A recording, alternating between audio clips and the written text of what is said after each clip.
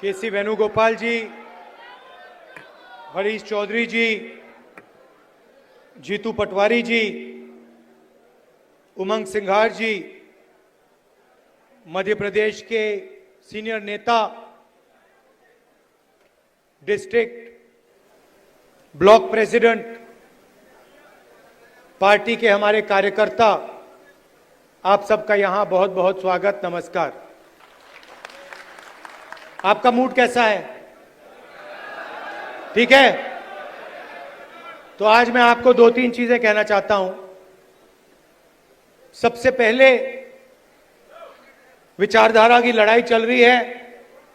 एक तरफ कांग्रेस पार्टी है, हमारा कॉन्स्टिट्यूशन है,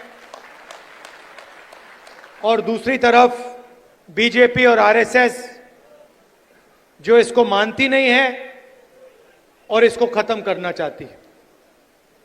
हिंदुस्तान की सारी संस्थाओं को, इंस्टीट्यूशंस को उन्होंने पकड़ लिया है।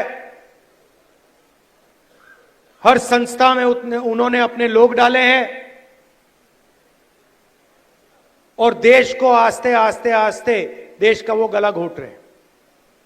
तो पहली लड़ाई संविधान की है। एक तरफ हम कांग्रेस पार्टी, हमारी विचारधारा, और दूसरी तरफ आरएसएस जो संविधान के खिलाफ खड़े हैं।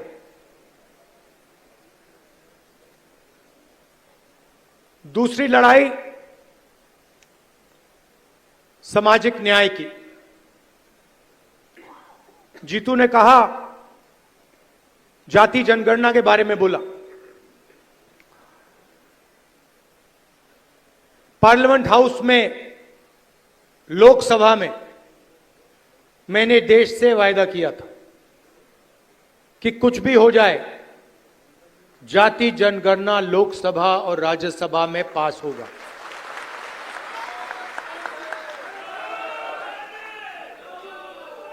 ये बीजेपी आरएसएस वालों को अब मैं अच्छी तरह जानता हूं। इन पर थोड़ा सा दबाव डालो, थोड़ा सा धक्का मारो, डर के भाग जाते हैं ये लोग। जैसे उधर से ट्रंप ने एक इशारा किया, फोन उठाया, कहा मोदी जी क्या कर रहे हो?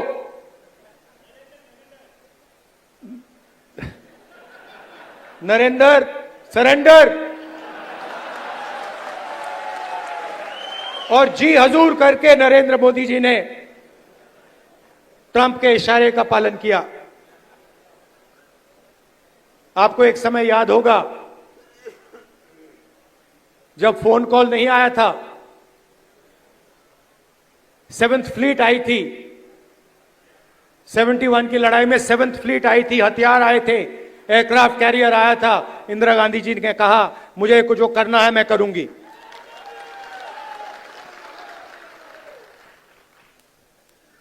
ये फर्क है, इनका कैरेक्टर है। ये सारे के सारे ऐसे हैं। आजादी के समय से सरेंडर वाली चिट्ठी लिखने की आदत है। एक सेकंड में थोड़ा सा दबाव पड़े, भैया ये लो। हाँ, तो ये इनका कैरेक्टर है। कांग्रेस पार्टी सरेंडर नहीं होती है। गांधी जी, जवाहरलाल नेहरू, सरदार पटेल, ये सरेंडर वाले लोग नहीं हैं। ये सुपर पावर से लड़ने वाले लोग हैं।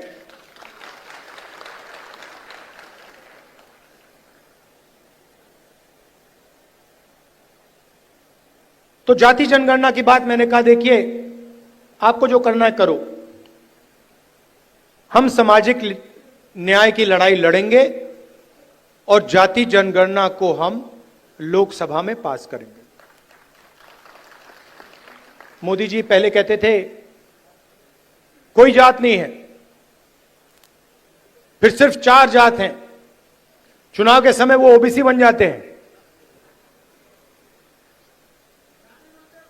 गडकरी जी ने कहा, मोहन भगवत ने बयान दिए,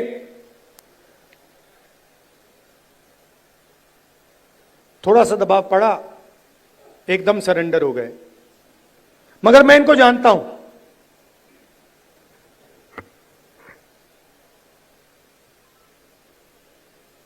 जैसे इन्होंने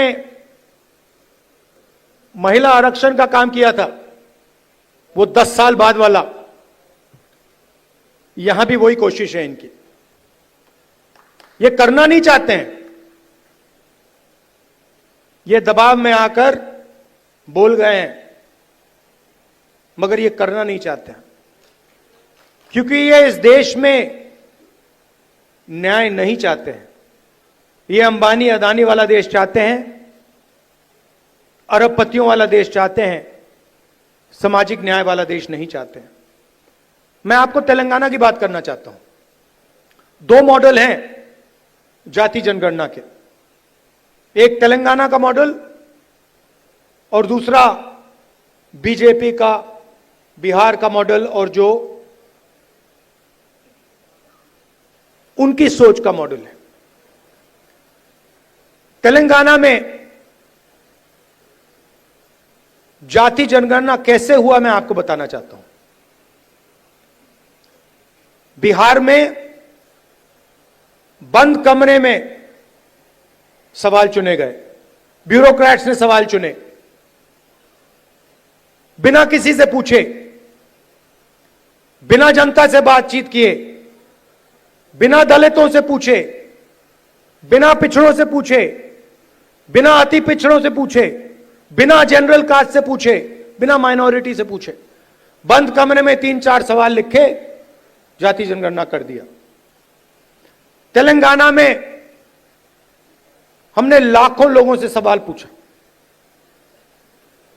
दलितों के संगठनों से, आदिवासी के संगठनों से, उनके नेताओं से, और हमने उनसे पूछा कि देखिए, हम जाति जनगणना करने जा रहे हैं, सर्वे करने जा रहे हैं, आप इस सर्वे में कौन से सवाल चाहते हो। 3.5 लाख लोगों ने हमारी प्रोसेस में एक साथ मिलकर सवाल निकाले, और उसके बाद बिहार में सेल्फ रिपोर्टिंग था। अगर आप बोलना चाहते हो तो बोलो, नहीं बोलना चाहते हो तो नहीं बोलो। तेलंगाना में हर व्यक्ति, हर परिवार के घर में